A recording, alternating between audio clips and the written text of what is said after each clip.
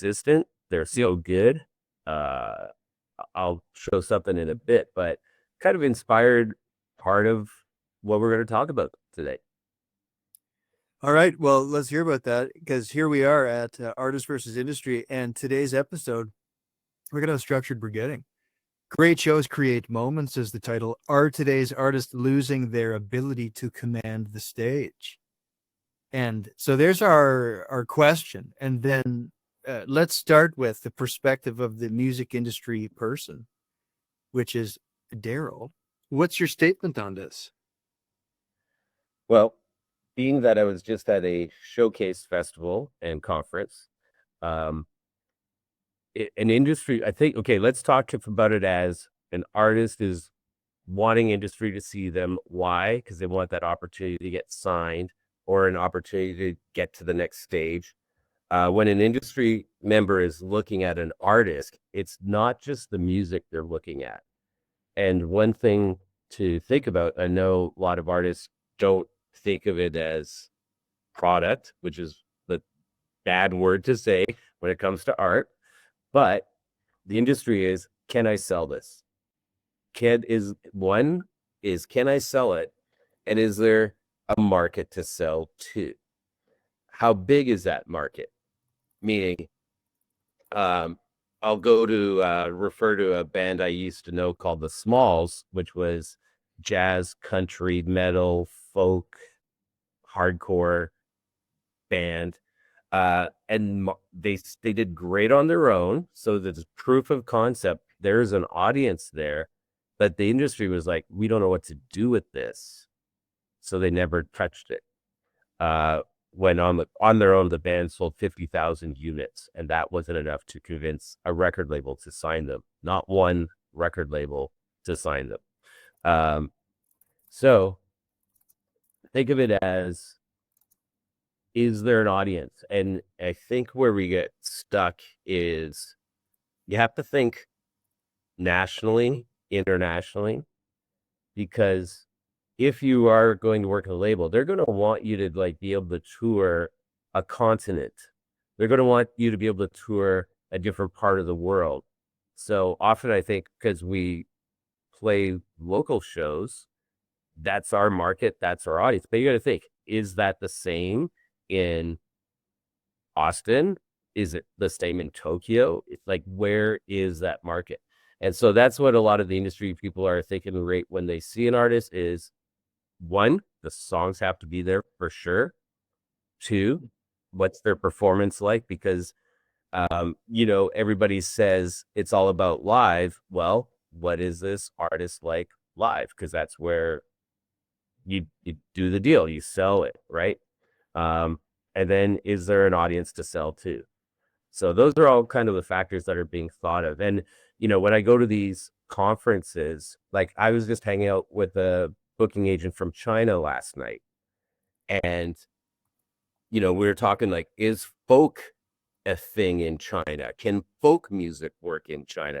I don't know China, so these are the kinds of things. And the one thing I do know is there's a lot of people in China. So is there an audience there, right? And I was talking to a different industry rep from China, and he actually gave me a cheat sheet on my phone now on social media in China. And I've investigated some apps before, and there are people on these apps where they literally just have a microphone, they wear some stuff in their hair, there's usually some stickers floating on the screen, and there's 3 million people watching them. Right. 3 million. And they might do karaoke or something, but 3 million. And they do the, hey, tip jar thing, and they make a ton of money just talking. I can't understand a thing because it's all the text is in Chinese and they're speaking in Chinese, but it was really interesting to watch. It's different social media than what we do. And production value was very minimal. Just microphone in a room talking. 3 million people watch it. So that's a lot. Thoughts? Yeah. Go. Well, So that's what the industry wants. I mean, really, this is just a setup, right? You went into Chinese social media for a moment, but talking about what the industry is looking for, which is there a is there a market that we can sell to? So that's a good setup for the demands of the industry. And now get over to are today's artists losing their ability to command the stage, and why from an industry perspective.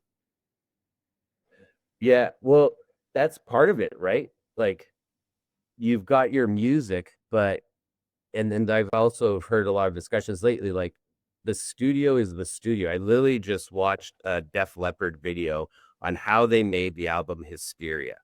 Mutt Lang had certain parts of the songs, instead of playing chords, he had them play one notes and then he put the chords together in production.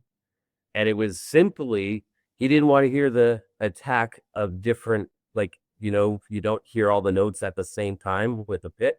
So now it was just eh, eh. Um, that was the technique. And can we Serial killer bud. it? Well, I mean, they're all hits on that album. They're all hits.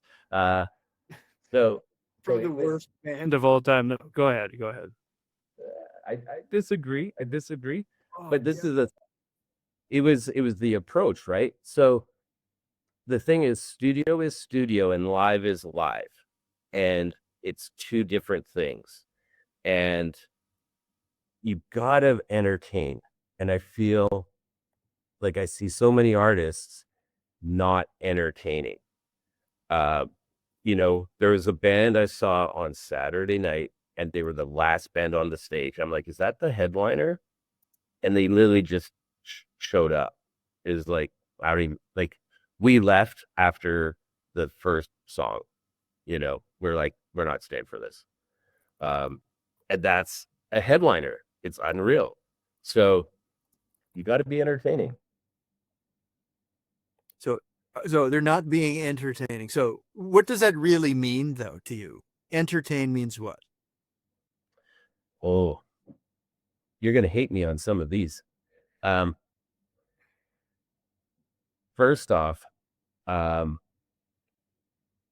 as a what we feel we lost is the rock star icon, the mythological character. You know, growing up, if I wanted to know something, I heard about it. I didn't Google it. I didn't YouTube it. I had to wait for a magazine to come out, and I didn't know if they had pets. I don't know what they eat for breakfast. I don't know what car they drive.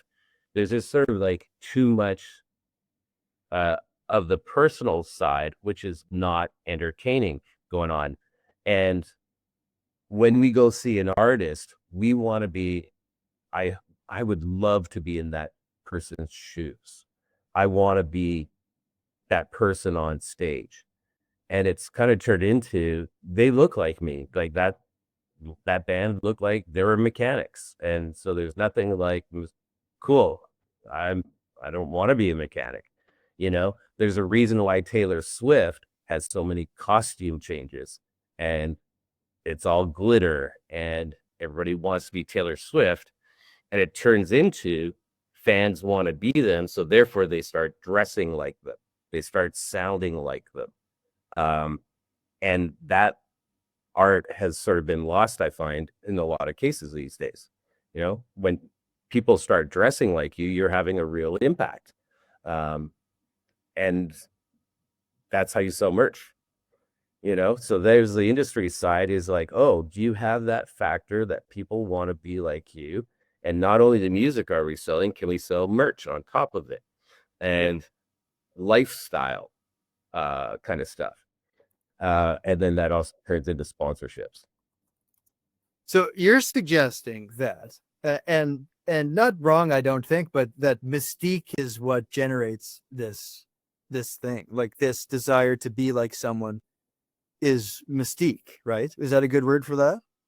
Yeah. Yeah. Yeah. Um, and is that the only tool? That's the question I would have. Is mystique the only tool? Because they invented reality TV because they figured out that regular people are just as interesting as skilled and talented, expressive, creative people. and they dig into the storylines of the American Idol contestants and the why they're missing a leg and why their father was absent and all of that uh because Mystique isn't maybe as good for entertainment as vulnerability. Well, first, reality is not the word to use with reality TV. I would say scripted reality TV is reality TV. But they still share the personal stories as a strategy. Oh yeah. But it's scripted. It is like, you know, and how, like, how, it's amazing what they've done. One, um, the whole part of the reality TV show is here's a normal everyday life person that has a chance at being a star. And now, if I'm a singer, I want to be that person that has a chance to be a star. And so, sharing those stories is actually a connector of that sounds just like me. So, I can be a star. So that's a big part about the American Idol side of it, right? And then a lot of other reality TV shows, they're just trying to save money by not paying actors and writers and all that stuff. But they do put them in scenarios specifically for things to happen, right? And one thing that's really funny is the producer of the last album I was on, he came to me after a while. He's like, "Yeah, I just got this gig. I'm recording guitar stuff, and they're putting these fighters in a house, and it's a whole season." And it turned out like that was the UFC. So he all those guitar bombs and stuff was our producer, and that turned into him doing music for The Apprentice and so on. So, with a side note, music is a huge thread in all those reality shows because it provides the vibe and feeling. But it's all scripted, man. It's all like hair pulling and people getting drunk and stuff. It's all scripted. It's all scripted. So reports are, and they can sell it. That's right. But what I'm saying is they sell it on it's so scripted and so calculated, and yet they have calculated to add the personal stories, the drama, the lack of the wellness problems, the family drama, the missing father, that all of that stuff is in the calculation to create entertainment. It's not. Oh yeah. No, it's not at all. Like even like so for instance, I was on Cash Cab once, right? And it's interesting, like they're like, we're gonna meet at this pub and take you to this other location, da da da. So when we meet at the pub, and a friend of mine had already been on it, so he's like, he knows the setup. So you don't know what's happening till you get to the pub. But when they're there, they're like, okay, so you may have guessed or not, but this is Cash Cab. And so you're going to be on the corner. We need a shot of you waving as if you're waving a cab down. And then we'll have the cab drive up. Like it's all planned for the most part, like it's just, um, the questions weren't like that part was kind of real, but they're like set like make it sound like you're surprised if that you won, or make it like a celebration, and if you don't, make like be really sad, and like, so they coach you uh to do that. And in some reality shows, uh like for instance Survivor, uh you're paid more to do certain things. So one thing to note is in some of the sessions, it's like, how they wear the bandanas kind of stuff. Yeah. Yeah, they're paid more on the more things they wear, so therefore they're branded. uh, yeah, so they make more money by making sure they're wearing all this stuff, and therefore they become, like, is it a surprise on the first day a guy's wearing a purple shirt on the boat and turns out he's got the purple bandana for the survivor thing, like it's all planned. MILF Manor. Oh, that's a good story for another time, Mackenzie. Yeah, it's all planned, and yeah, and again, it's like I'm thinking about Mystique versus vulnerability, both as very interesting tools. But you're saying Mystique is entertaining, and I think it might be both. So let me just say, like, I think that it's an energy thing, because you often say, like, the audience wants to have fun, right? Would you Absolutely, they want to be entertained, or not that's necessarily. They want to be on a journey that makes them forget their regular day and life. They want to be taken from that. So it could be sad, it yeah. could be emotional. Yeah. Okay, that's fair enough, because you said, so I agree with that completely. Because when you said the audience wants to have fun, I would go, well, that's one energy that the audience wants. But like you go to the Elliott Smith show or whatever, not necessarily to have fun, but to feel some other emotion deeply and be taken on that journey. And so that's entertaining, right? That's entertaining for you, for specific people who want to experience sadness. That's the entertainment, right? Yeah, it's just the fact of the matter is, if you were to put 100 people in the room, 90% are the ones that want to have fun. It's a smaller market for the other stuff. So that's why like dance clubs are packed all the time, and live music venues have struggles, Yeah. right? That's And also why uh dance clubs are packed with people that I would never do anything with, and so me as an artist, I would go, I don't want those people anywhere near my art or myself. Like, I don't need to, because it really feels like it starts to go over to the side of, like, make what's popular kind of thing. you have to do both. Like that's the struggle, is like whatever you're doing, the goal is to be popular. Otherwise, you don't sell tickets, you don't sell anything, you don't have streams, right? Now, it's more of a result for some artists, but you have to have some sort of plan. You have to have some sort of strategy to make this all work. Just showing up and playing music doesn't do that, right? Now, give an example is, I talk about U2 a lot. If you look up U2, almost every song of theirs had a dance remix. So it was played in those clubs and their music was exposed to that audience. And so it's more like, can I get that audience to come over to this side?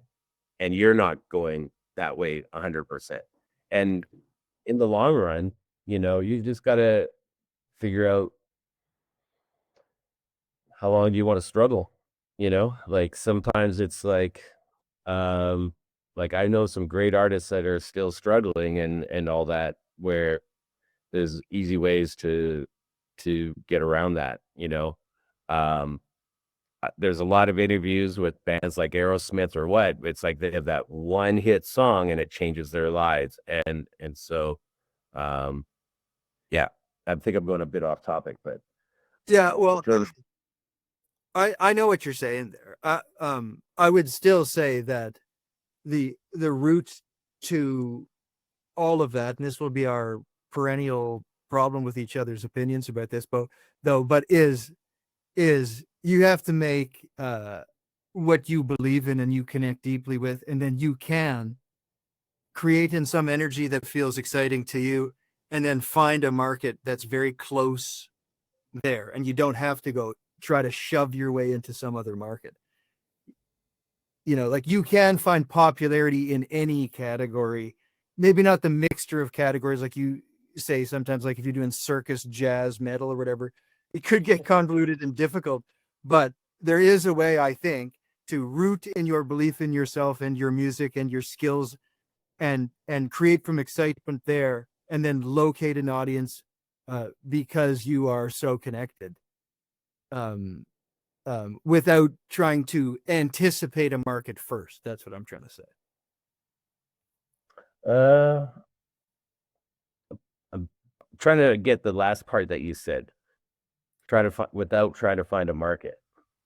First, yeah, it's like, you know, I'm 15, and I'm making music in my basement, and it's just awesome. And I don't even know about the market. And then I develop skills and I develop expression and stuff like that.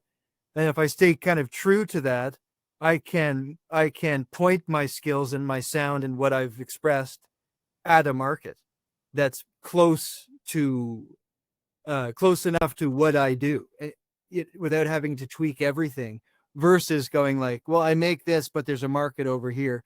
Let me kind of try to shove my way into that. Like I'll make dance pop because it's popular, but it has nothing to do with my life.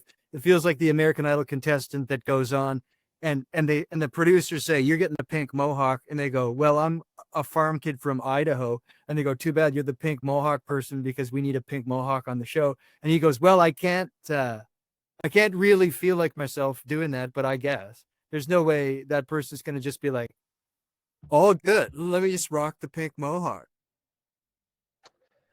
Uh, I I agree and I disagree. Um, One real example is Angus from AC/DC was at a venue or something. The story I remember hearing on a YouTube video was there was a schoolboy outfit there and he put it on and it worked. Did he want to do that for the rest of his life? No, but it works. So he just goes, it works. I'm not even going to question it. I'm just going to do it. No mental health worry is there. I'm just going to do it. Right. And I find that there's a lot of overthinking about stuff on so many levels of things instead of just doing it and just trying it. And well, what if and how could what do I be and should I? Too many things. Well, I agree with this. I agree with the risk that you're putting forward, where you go, there's too much thinking, and you should just wear a schoolboy outfit and see what you think of that. I totally agree. I also think that if you put that on and you give it due diligence, and you go, I despise this idea, then it's not going to help you. It's not going to work to create the popularity or whatever if you don't believe in it. But I think you should go. I'll try whatever. So you try it, and then you figure out if you're aligned with it or not. Because well, because there's so many options. There's so many schoolboy outfits that fit any category of thing that you're doing. Like you could find a risk that's exactly parallel to that right in your belief system. Like, why not find something that's connected to you? But why? Why would you go, yeah, fuck it. Like, I'll just put a schoolboy outfit on. What? But there's ideas that are complete, like the farm kid from Ohio. You could do like an overly country thing. You could do a glittery fucking hat or something like that. You don't need to go pink mohawk. You could align with your energy and just turn the drama knob up on that. Well, this is the ongoing dispute always, right? Like Devo, did you see the first video of Devo with the red hats? Oh, You know? sure. Yeah. All right, guess what they're doing when they're 55 years old, putting on a red hat. And But I'm they saying they still believe it. but do they believe it 50 years later? Right? So this is the thing is there's going to be a point where there's going to be something the fans connect with. And if you don't do that, you often are losing that audience. Yeah. So they're deciding what they want, not you, right? You might do one thing by accident to go, that's amazing. And now that's what you do all the time, right? So uh, the one thing to think about though is in constructing a show is how do I connect with audience? And think of like now maybe this is also where I'm always thinking too. Like I'm also thinking like this level up here, like Elton John. Anyone see his sunglasses? You know, Liberace. Did anyone see his rings? You know, uh, Little Richard, Jerry Lee Lewis. Yes, but Uh, may I? But may I? look, all I'm trying to do is every generation has their thing and it's over the top, right? Now, that's where I'm always thinking, but a lot of artists are cool with 500 cap rooms and just that's their career. Okay. Others are 1,000 to 2,000. That's their career. but it's hard to build a team that makes money off of that, which makes it harder to be sustainable, right? Yep. So that's the thing that the perspective I'm taking in these discussions is, what's industry looking at, and they need to have a career too. Like if I'm making 20% off something, it better be a pretty good 20%. Yeah, but what you're saying is industry is looking at Elton John's big glasses, and I agree with that. What you're really saying is people that have the guts to have stage presence and take up space and take chances are interesting enough to look at that they can have a chance of building an audience. And what I'm saying is Elton John's big glasses are because he's that guy. And Liberace's rings are because he was born to be that. And so it's an extension. The risk is an extension of the person rather than just locating any old risk and going, I'll do that. Or else the person gets on stage and goes, I don't believe this. And then neither does the industry person. I disagree. There's room for both. I've seen both happen. Yeah, no, Like that's yeah. Kiss is very calculated, you know. Yeah. But it's still they want to do that. It goes back to that. They want to do that.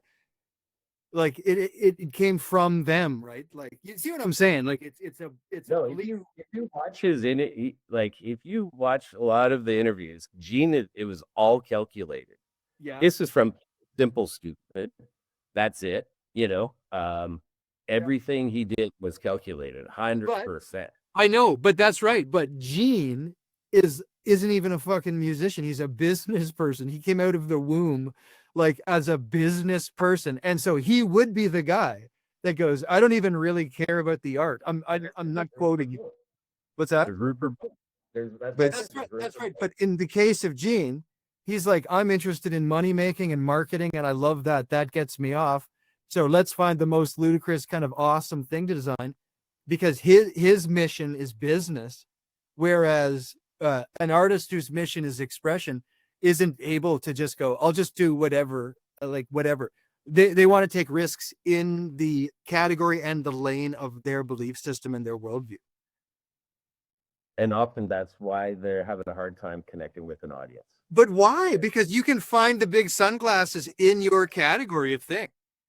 No, they don't. A lot of cases that I've worked with artists too in like building their sets successfully, where you have to put in moments that people are going to talk about and remember. Don't just show up and just play. Nobody cares, right? Yeah, and sure. It's like you want people to talk about it. And the other part is so many times artists are not identifiable. Part of it is change this, change that. This time I'm this time I'm that. And that means I don't even know who you are. And nobody connects with that. Right? Like, can I show a quick video real quick? Of course. So I came here in December. They brought me here for a big mountain festival. Headliner act was called Slot Machine. Right off the bat, wow, they are great. Saturday, Slot Machine headlined again. And the thing is, the exact same set, exact same clothes, exact same banter, exact same everything. And I already felt this is that song I like. Oh, I like this one too. There's that, I already remember it. And he does this thing with his hands, and then the whole crowd does that. Like, it's the exact same thing. And the amount of people that were singing their lyrics along with them was amazing. But I do want to bring this one point up. Let me prep this here. Is also have fun. It's like I feel social media has made it where it's so personal that it's not an artist to a lot of people. It's like, well, I'm seeing your daily life, right? That's not art all the time, right? So that's not interesting as much.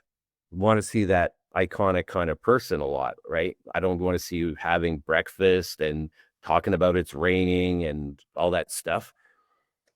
And what's happened, I feel, is, and this is going to be me calling out stuff, and they will hate me. That's all good. But I feel that music writing has turned into everybody telling their story, where before it was more storytelling. You know, a lot of times it was written in the perspective of a character, not themselves as a person. Where I hear so many times, I'm this, me, in a lot of music. So it's broken down that as well. So in the music, and then social media, and then performance, it's not as interesting, not as like mythological, right? And truthfully, we're all going through problems. And a lot of the music is about going through problems where an audience wants to escape their problems. That's what entertainment is. I've got this 2 hours that I just forgot about all the bills I got to pay. I forgot about the struggles I'm in, and it's uplifting, right? So if I can share my screen, hopefully, oh, I've got what? As you share that, let me say one sentence while you're sharing. Jay Marsh says, "In my world, everyone has come to know who they mean if someone says the pink-haired flutist." And so here's my point: is you have pink hair, Jay, because you want to, not because you kind of were like, "I'll choose whatever, anything." It's an extension of you. Like you make a choice that you're excited about and take a risk within that. That's really what I'm saying. Pink hair is your big glasses. Yeah. Oh, exactly. In some cases, yes. And in a lot of other cases, it's calculated, a lot of Well, it's calculated anyway. I just mean it's calculated in line with someone's interests and personality traits. in some cases, Ideal. in some cases, no. But You know, why would you choose something that doesn't? When there's risks available that are directly related to you, why would you choose some random thing? it's how it goes, man. If you again, I say YouTube pulses, right? Like YouTube has a different era each time, right? In the Zoo TV tour, they were wearing these purple suits. Adam hated that, but that's the team. I'm going to do it. Yeah. Right. And again, I relate stuff to sports. You don't choose what uniform colors you're wearing. You don't keep, like, they might change the logo. You don't like, we actually, this is a really good point. This is actually, okay, here we are. You're going to hate this, but you can't have success without sacrifice. You have to have some form of sacrifices. And sometimes it is in this direction. The audience again chooses what they like, right? They choose which song of yours they like. That's a big one. Sorry, I'm still trying to set this up. I don't know why it's not. Maybe if I open QuickTime Player. Yeah, here we go. QuickTime Player. So this band has been around at least 15 years. The songs they're playing are like 10 years old, right? And they're playing them because they know they work. So that each time they play live, like I've seen videos like almost 10 years ago, same thing, but it works, right? And some of these band members are new. So when they come in, you're wearing a suit, you're wearing that. And that's the uniform of the band, right? 'Cause so we got to be willing to do that. Now, let me see if I can find QuickTime. I don't know why it's not showing up. Really weird. Okay, this is going to look weird for a second, everybody. Uh, or there we go. Boom. Now, do you see the QuickTime movie? Yep. Look at the smile on that guitar player's face. That's what we want, right? Look at the smile, like that drummer, like giving it, you know? Um,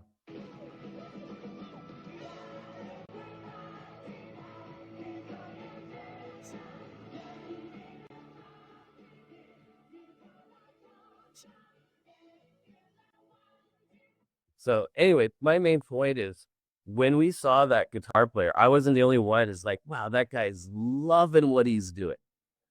He was told to wear that probably. It was designed probably from a designer, but he loves what he's doing. And that gives us all a moment to forget our grief, forget our struggles. And I feel that's missing a lot, you know. And I think it's just what it's not the artist's faults, it's what social media has done to us, you know. Like, we're always having to share our personal lives, where I would say do less of that and make people want it more. And where do they get more of that? Maybe at the concert, you know, and maybe at the show. Because if we expose everything and there's no mystique, why do I need to pay attention as much? You know? Um, Yeah. On the other hand, if I expose everything and there's no mystique, someone knows so much about someone that they're invested in them. So, and again, both are true in some case. But let me speak to that happy guitar player for a second. Experience. You've been playing for 10 years, you said. Experience, but also a willingness to be in what I call the external focus, where he's actually responding to people. And most artists who are less experienced and perhaps less confident come back here and they play from this place, and then the audience is going, sometimes the audience is going, depending on what your mission is, of course, where are you right now? And that guitar player is willing to be out here, and so he's smiley because he's having fun, but because he's also responding to other smiley people during a nice song like that, that's like nice and upbeat. And that speaks a little bit to one of my impressions about why artists are losing their ability to command the stage, if they are, which is technology, and to your point, social media. But so many oh, I lost my train of thought. Wait, it's going to come back. So many people kind of making bedroom music and not getting on the stage, that they're very afraid of that space and that external space, so they don't have the opportunity to come out here and respond and be happy, because they're stuck in here going, is this correct, is this correct, is this correct?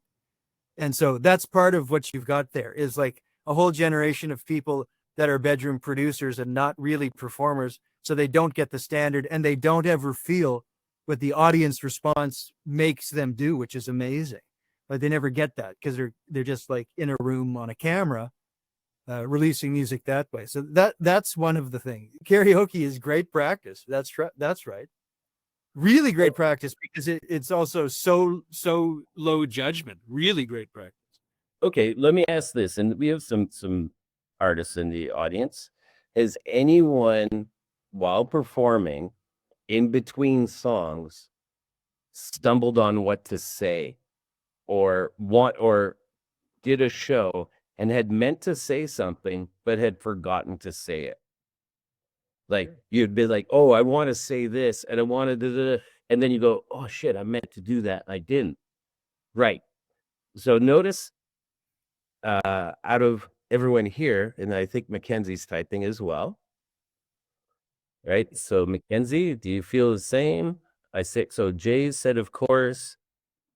Aline, yes. Mike, once or twice. Right. So here's why you do a script. So this is Oh why. God. Okay. Oh, Go I'm ahead. sorry. Go ahead. No. This is why most of the big artists do scripts in general, is that they don't miss these opportunities. So give me a moment here. What that is I meant to do this. Well, there's a reason for that. And often a lot of artists, it's go to the merch table. They forget to do that sometimes. But here's the thing, and I've seen this with a lot of artists I've worked with, right?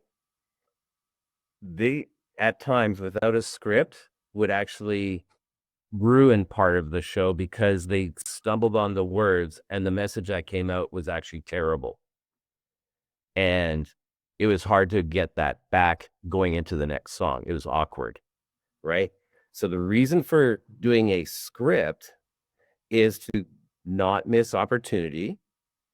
And it's like a performance. You're putting a moment in words, right? You're putting a moment in it, and people will remember that. These guys did just the same thing, you know, and it was a bringing together type of script, and blah blah blah. We're all one, and here we go, and da da da.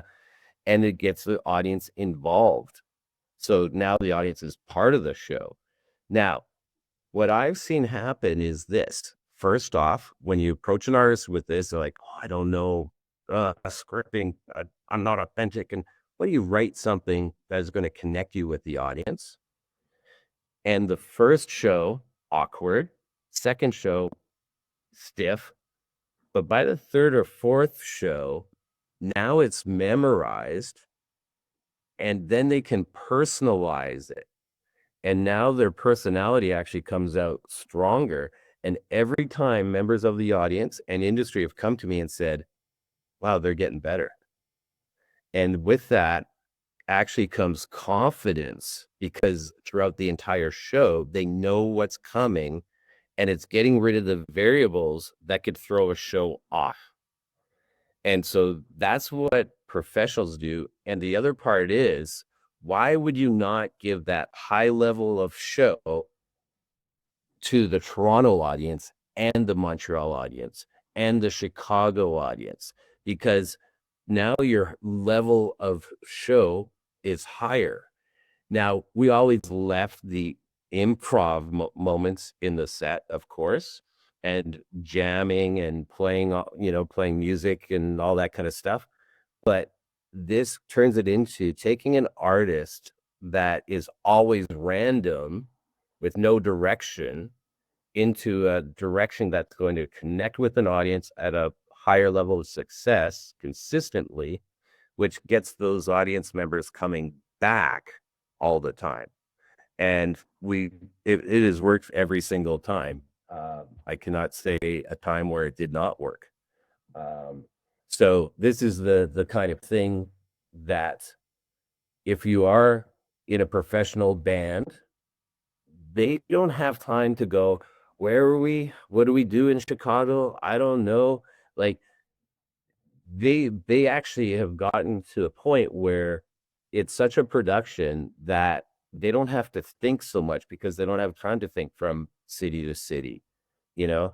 What they're thinking is, wake up, do media at this time, do sound check at this time, go to the gym at this time, meet fans and meet and greets at this time, performance, off to hotel and jet and things like that. So anyways, that builds a level of consistency. And there's so many times where the news is, wow, they were off key last night, terrible, right? So it's the inconsistencies that start getting noticed a lot of the times by the press, and that could help ruin reputations. There you go. That's my rant. Your turn. Okay. Yeah. Well, you said, I mean, this is what professionals do. No, it's not what professionals do.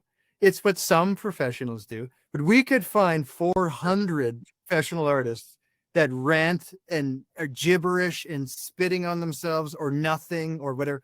Like, there's every single type of banter exists at the professional level. Anything, including, yeah, every possibility. And so it's a certain type of artist who can do a scripted thing, and wants to do a scripted thing. And if you're going to do a scripted thing, the job becomes, and this is why people avoid it, because it's not a bad tactic at all, of course, but is you have to rehearse it back into feeling spontaneous. And that's what you're suggesting happens over a few shows. So, but I'm saying there's a small percentage of people that should do a scripted thing. There's a small percentage of people that should do a totally spontaneous thing, because they're really good at going off the cuff and they don't care at all if they fuck it up, and it actually just adds to it. And the type of person that can say, what city are we in? And it's good, it's funny, it's good, it's whatever. So certain personality types from your artist type, and something in the middle that I always talk about is just the bulleted version, which is that in the middle one, which because I agree with you too, like a scripted, and I think a lot of what you're talking about is like script the city, script the thank you this person, like kind of the business efforts are scripted. Our next show is like all even when my stepbrother lost his leg, script that. Okay, Yeah, all of that. Oh, yeah, you're not supposed to talk personally though. Also, but bulleted, and so bulleted would be this thing where you have the sort of important points. Neither is right, of course. I'm not saying that, but you'd have important points, but it leaves it up open as well for some spontaneity, for some, yeah, Yeah. for some drama, for some interesting shit to happen. But it's certainly anything is on the table for banter, because we could go and find 100 artists that do every form of that. Well, in today's day and age, it also there's a level of oh, you said that? Oh, cancel, right? So there's actually even more uh need for some refinement in that case. I know like one artist in particular, I was trying to get them onto doing scripts and they were resisting. And I brought a promoter that had a 30-second to Mars shows coming up, and I was pitching this band should open. Well, that promoter came out, and again, no script. Well, the artist in between songs thought he was going to be clever and said, where you can shove this, blah, blah, blah, in a very bad way. And I was like, we have no chance at this opportunity. So the other part is you never know who's in the audience. And if you don't have a script, you might say something that is offensive, thinking I'm clever and I'm going to be controversial. But no, it was the opposite.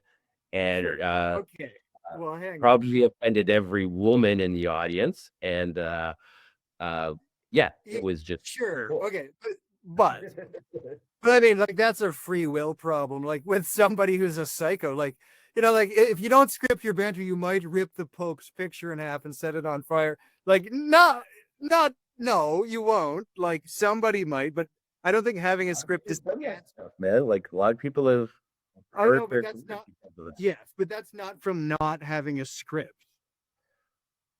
Well, because they think they're doing it off the cuff. They're Well, improv, no, but right? but they're that's like them being crazy. Like, it's not like a script would have saved them from just being like a psycho. Like just being over the top. Yeah. Either way, I agree that it's good. I just that works for some people, and so does. Well, okay. Let me pull industry back in.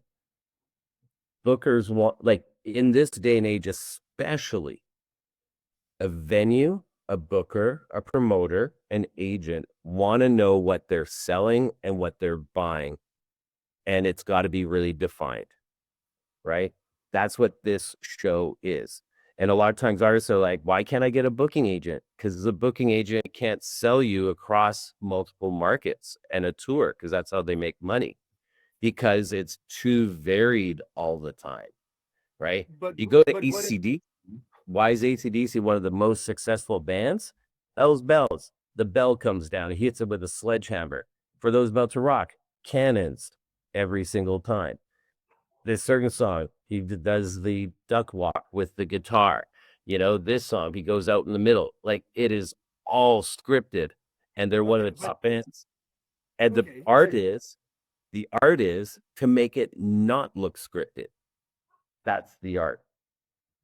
well, uh, yeah, that's the art. If you're scripting something, but so let's use an old ass band. Another one, like, well, this isn't quite as old as ACDC, but what about Liam Gallagher then? Oasis. That shit's not scripted. What he's saying. For the most part, he does the same thing. He stands there. Like, and Banter. yeah, a lot of it is, but when he's calling somebody like called it, let me respond. The thing is, there's some people, and we agree to this, where they're so good at what they do, they're here already. And Liam is one of those. And Noel. Like that's the beauty of them both. And their whole thing is, what are they going to say? So guarantee he's like playing the show and going, all right, this is the time. You, blah, blah, blah. He rips into somebody. And like I've gone to Noel Gallagher shows, and his whole thing is he stops and he starts talking to the person in the fourth row every show. That's his banter. So his whole shtick is, what you doing there? Yeah. No, I'm not playing that song. Like he literally will always go, "What song should I play?" to and just say no to that person and slag them off. Like that's part of his shtick. So that is planned in that show all the time. Sure. But we're talking about like, okay, so But take another old band like Green Day or something, especially old Green Day when they were still massively popular. His banter would be like full gibberish, just nonsense, just craziness, just spitting on himself or something like that. And so the industry looks at that and goes, "That's the plan." Like it's totally fine that it's not scripted because that's the plan. well, guess where they are right now? Everything is scripted. But they So didn't get they sponsored that art. Oh no. You're getting out there too far. We gotta pull it in, and now everything is scripted. 100%. okay, I but they had a I massive fan base. Green Day is scripted 100%. They Yes, even plan to but get in the audience with to play guitar for them. sure, but they were massive, and there's literally 1,000 examples of people that do no scripted anything, and it's completely adored by everyone and the industry. But Green Day started scripting stuff well after they got to that world famous shit after American Idiot. Before that, they were kind of the punky thing. No, look, I think it's elevated them where now they're playing larger venues Yeah, consistently all the time, headlining all the time. So yeah. on them, they have to perform at a certain level all the time, not be this and that. For a while, that like it was like Green Day might have, you know, gone a different way. But there's always the exceptions. Everything we say, you got to understand there's always the exceptions. There's always that person who has that personality already, like a David Lee Roth, right? Like he already has that bigger than life personality and can say anything and blah, blah, blah. And there's personalities that can say controversial stuff, but because of who they are, they get away with it. And then someone else goes, I'm going to try that. And they're not that and they don't get away with it. So Yeah, there is an outlet of who they are, of course, yeah. but there's so many people that are not this. They have to do something to level the playing field, and they have to get there often through putting together a show that is scripted to a degree, that is planned to a degree. And I also will say, like, David Bowie had three, I think it was his third album. Uh, his albums were like going nowhere. Then he put on a dress. That was it. Album cover had a dress, and at that time, everyone's like, "What? I better listen to this." Right. But again, David Bowie put on a dress. Yeah, of course he would. You could see him before he put on the dress and you go, "You're gonna put on a dress. You're the type of dude to put on a dress." That's his big glass. No, that's after. Like he would. No, I totally disagree. You don't You think know, that that guy at 14 years old was a lunatic artist type that would do anything and perform in makeup and all of that stuff? Of course. no, it was a decision to put on a dress to get a reaction for that album because otherwise he'd get dropped. Yeah, but the dress choice was directly from his beliefs and his worldview and his soul. He was like, I am the type of person that would wear a dress. That's But the if that's he had my a whole hit point. on the previous albums, would he have had to do that? What's that? Sorry? If he had hit on the previous albums, would he have had to do that? Or would he have done it? Probably no. Oh, I This don't was the man, have you not heard his albums? Like that's a weird fucking guy. It was going to happen at some point where his weirdness showed. with at that time because he needed a hit. He needed attention. It's Yeah. the same. Alice Cooper needed attention. Put on makeup and have a snake. Like it. Yeah. It's what point do you keep slogging it out at a certain thing that's not going anywhere? You got to adjust for the market. Like I completely agree with risk. But there's kind of 2 points we're making here. And yeah, because there's the risk point of that. yeah, And I completely agree with that. Like that stage presence, that comes from risk. Stage presence is be interesting and unpredictable so people will just look at you. That's the whole game so that you can influence them. And you can do that by any means. But whatever it is, you should take the drama knob and crank it up, put on a dress or put on your version of big glasses or whatever. I completely agree with that. I don't think the over preparation thing is is a must, I think. And you've kind of come around to this too, but like it totally depends on somebody's personality and abilities, whether or not you decide to script everything, or have too much planning, or how much you go into spontaneity versus planned, has completely to do with your own personality. It all depends. Like, yes, the person. Like, I was managing a band where the artist or the singer guaranteed thought he was Ian Curtis from Joy Division, right? Yeah. And literally all the stage moves and everything like that. So part of that was, if you do that all the time, it's not going to be special. So we actually had him start not doing that in the set to grow into it. So it felt like the set was evolving, because otherwise he's just this frantic guy the whole set. And, you know, like the big part about the one thing to understand is, like, when I'm talking about scripting and whatnot, treating it like a performance, that you go, how do I pull people in to take to a certain level? And there's a big part about pacing that I find a lot of artists still also don't know. Like, it can't be on level 11 the whole time, always. You got to have some dynamics in there. Um, and with that said, we also would rearrange songs a lot of the time. We would arrange intros and outros in between things. So then it turned into this show that you just had to see. So it wasn't just playing the songs, like that's, and where the artists always would come around is that's where it gets creative. So at start, it feels very structured. You have to have some framework to start with, but then their personality comes through once they're developing that. And like, oh, I can jam longer here. Well, how about we do this? And we could go into here. Let's add a different instrument. Let's do that. So it actually turned into opening them up to a higher level of creativity that they were not at before. And so it's, you got to start. And it's just like, hey, you know what? Day one, a guitar, that's a G note. I can't play songs yet. So there's this in developing a show, there's this progression that you go through, and the artist kind of has to go through level 1 and 2 to really get to that point. And this, I think, where we'll agree, where they feel safe enough to really expose themselves. And by having framework, it's kind of a safety blanket as well for a while, uh to get them there, if that, because they're not thinking like, well, shit, like, I'm playing this song and I'm in the chorus, but I know this break's coming up. What am I going to say in the break? And should I be over here? I'm trying to eliminate all those questions a lot of the times, so then they can actually own it.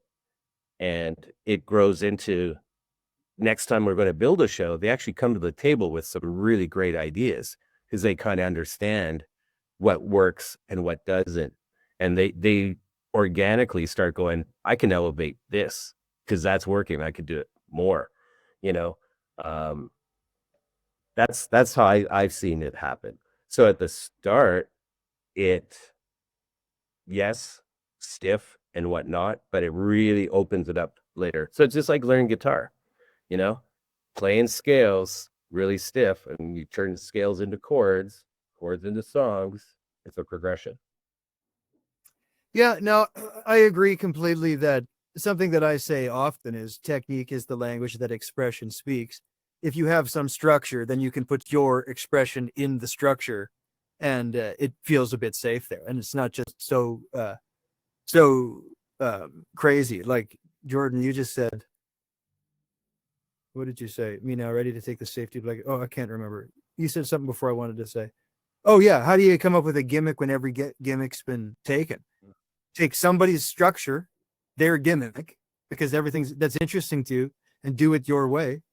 Uh, put your expression in that. It's just like if you make a TikTok, like learn how you make a TikTok, learn what a TikTok looks like, and then put your expression in that. So you're using the structure, but it's all your expression. Uh, yeah, because you're right. Everything's been done in some way. So there's no reason to try to, yeah, try to like reinvent whatever. Like these are why we have inspirations, influences, because we go, oh, I like your thing. Like as a singer, I have Darren Hayes of Savage Garden's vibrato because I literally was just like, I love that when I was 16 and just practiced it until I got it. So there you go. I took his structure, his expressive structural thing there, and I do it my way. And I mean, that's all of our lives is a culmination of what we've observed and learned anyway. So I do like that technique is, but then again, we have the spectrum of the David Lee Roth would go, I don't want a structure that actually inhibits me completely, maybe. And people that go, I want all structure. And I certainly work with artists that are on the far side of the technical and expressive spectrum who are really, really adamant, and where they get their power is from their side. And the pure expressive artist is like, do not give me structure because I'll trip over it. And that's fair enough too. Yeah, and there's so much that it is behind the scenes. Like so many artists make it look natural, but it's not. Like that's their also part of the job is making the audience believe this is spur of the moment Yeah. and all this, like the one thing to think about, and everybody in the audience, how many concerts have you gone to and they're like, all right, this is the audience participation side, and or the other part is um they try to get the audience to clap or respond and they go, I can't hear you, I still can't hear you, like that that's I mean that's the exposing there is a script. Like all of that's planned, and the trick is say it 3 times because you want louder, louder, loudest. And or there's a drum solo or there's a guitar solo or all of that scripted, man. So structure is important. There was something there you said though. Again, like a David Lee Roth, there's some people who are they just got it, you know, and everybody wants that. Everybody, like, they got it. The hard part is, do you have it? And if that's not your personality, that you're a magnet, like I remember backstage at a Soundgarden show, I'm hanging with Reverend Horton Heat, and Chris Cornell walked in the room, and everyone went, and he just looks around and he left. He didn't even say a word, but the whole room was like, oh, it's Chris Cornell. Oh my god! Like there's people who have that magnetism. That's what superstars are. That's what you know everybody wishes for. There's a Eddie Vedder, the way he'll talk with a mumble and try to be poetic about it.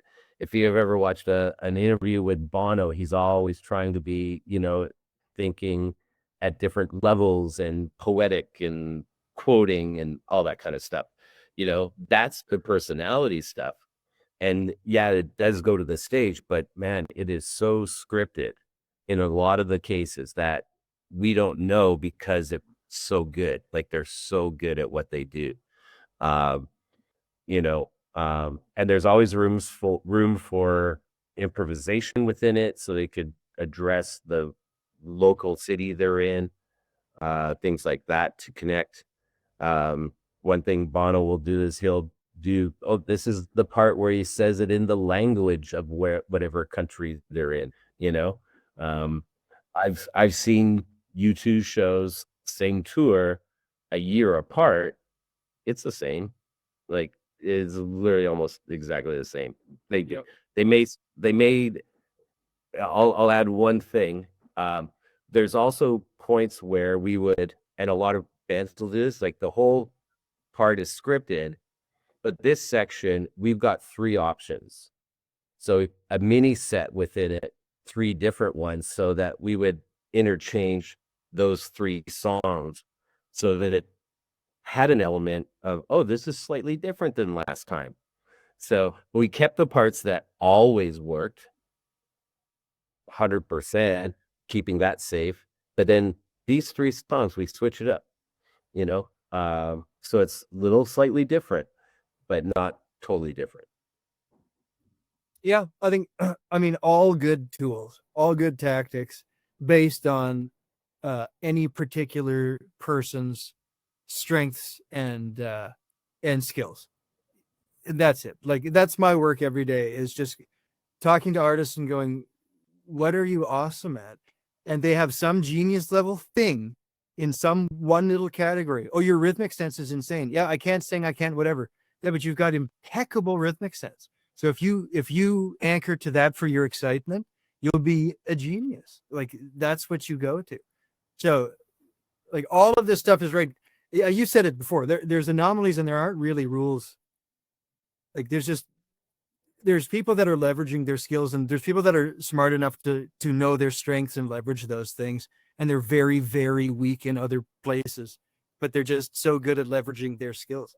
Like I'm not a very good guitar player, but I play really well like me because I'm smart enough to know that when I arrange guitar I have to do it in my plucky bass inspired rhythmic style, and then if I do that, people go, "You're a great guitar player," and I go, "I can't even move on it, but I am because I play exactly like me, and I don't go out of my competence."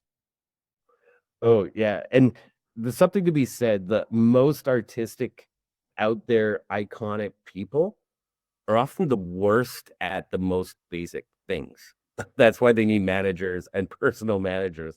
So, so if we flip it, you know, part of what we're talking about is just not them because that's what they already are, but all the other skills is just literally out the window. Like that artist I was saying that's like Ian Curtis, man, it was like try to put him on a radio interview. Oh my lord, it was like yeah, the interviewer. I remember like first time in Toronto, I get them a radio interview, and uh, he just would ask every question back to the interviewer, like, "So how's your day going?" And you go, "How's your day going?"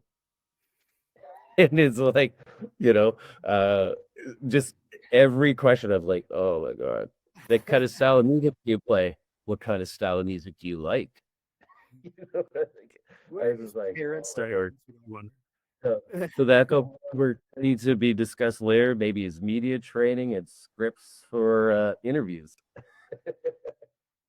Yeah, and see that comes down to that. Like, how would I handle that media training for that guy? You'd have to go, so what are you like? You like this? Why are you doing this? And if he went, I think it's really funny and I have to do it, you'd have to go, you got to get really good at it then. Like do it in your way incredibly well. Oh yeah, and he has this.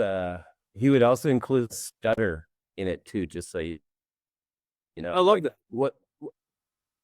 what's your day like?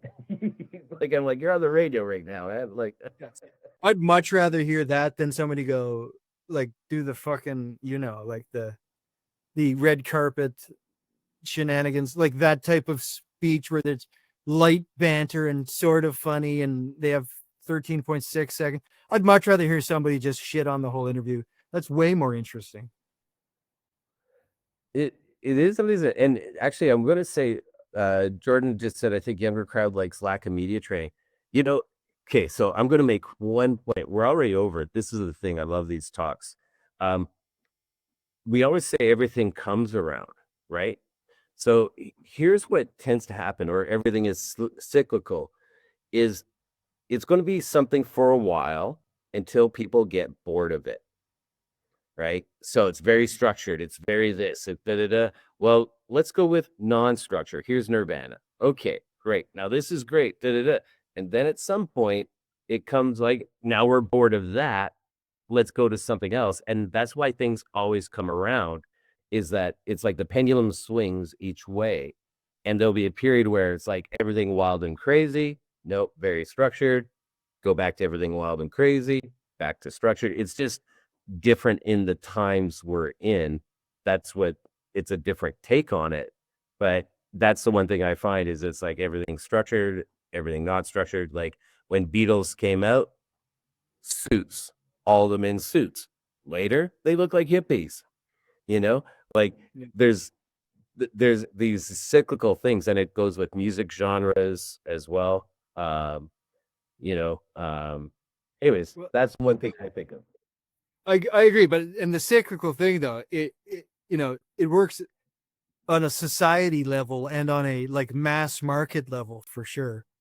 But then also there's a niche market for everything now that doesn't have to be cyclical anymore. And that's exciting, right? And so there is that level where you go, I'm not even competing at the with Chapel Roan. I don't care about that. I've got my little crew of 3%, as I say, of people that just dig my thing. So that's nice too. When you come out of the mass market and go, oh yeah, you don't have to play that game either. And that's a whole nother talk, obviously, but It's an interesting thing, because if you are successful, you end up having to play that game, right? yeah, And right. in some cases, I find, again, the easier route is learn early, not later. Be prepared early and actually be working it. You get there faster, instead of by accident or a struggle and things like that. You could actually plan for it, and then you kind of own it more by the time you get there. And I'm not trying to take away uniqueness. Again, it all comes from the songs first, the music first, and it's got to be great. And this is building around it. So when I say scripted or what, it's around the genre, the music. It's not like, hey, let's just say stupid stuff. It is fitting the audience. What does the audience want? What is it will connect with them? And a lot of people say, this, doesn't feel authentic or whatever, but it is coming from that genre. Like if you go to a goth bar wearing plaid, you're going to stand out and not fit in, like we got to fit the market that we're trying to actually engage with. Um, and that's something that's really important. But you learn it early, and then you actually become, again, you're more in control with the more experience you have. And at some point, and I've seen artists do this where they've internalized it. So now they're actually subconsciously making the decisions they want and are in complete control of their set, where they don't necessarily need a script, but they kind of know, this is the pacing, this is where it needs to go. And it really comes across really strong because they're not thinking, they're just doing, so um I yeah. certainly agree with your final point that doing instead of thinking is what we're after at all levels. So that's good. So I don't know if we answered our today's artists losing their ability to command the stage and why, but we said a bunch of other shit. So Well, we, as always, grazed, we could do a part two. yeah, we grazed the topic. There's more to say about it for sure, but interesting It, stuff too.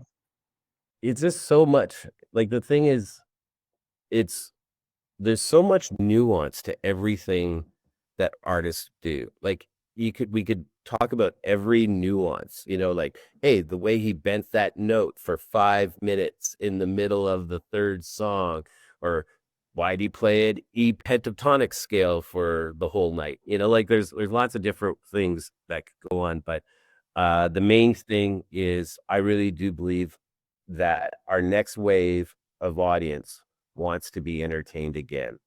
They want to get away from the troubles that they're experiencing. And it's kind of back to my teenage years because that's what that was all about.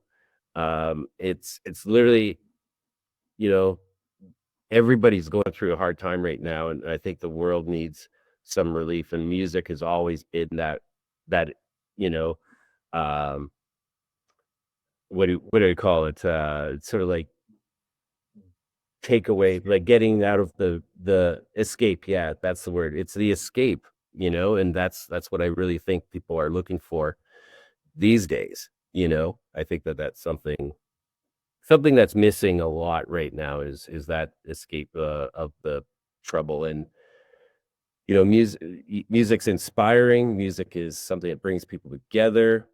um it's powerful. So that's why I also think putting in the effort and the thoughts of putting on a great show to connect with an audience is worth doing.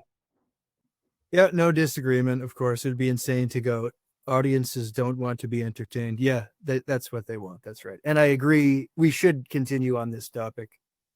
for another one, because it is true. Today's artists are losing their ability to command the stage. Generalization for sure, but it's not like it was. And there's a bunch of reasons for that that we almost got to. We got to a bunch of things, and it was good. So nice one, Darryl. Awesome. I hope everybody's enjoying these sessions. I know I am, and it's something that industry and artists, there's often this sort of gray area in the middle, but we all have to work together. And I hope we're giving some insights. I hope we also are giving inspiration to just think more about what you're doing. Not saying we're providing all the answers either, though. Maybe we're causing more questions. Either way, yeah. Yeah, thanks everybody. All right. Thanks, everybody. I really appreciate you all being here. And this recording will be up on Thursday if you missed part of it. Thanks, Luke. We'll talk soon. Thanks, Darryl. Keep it real. Later.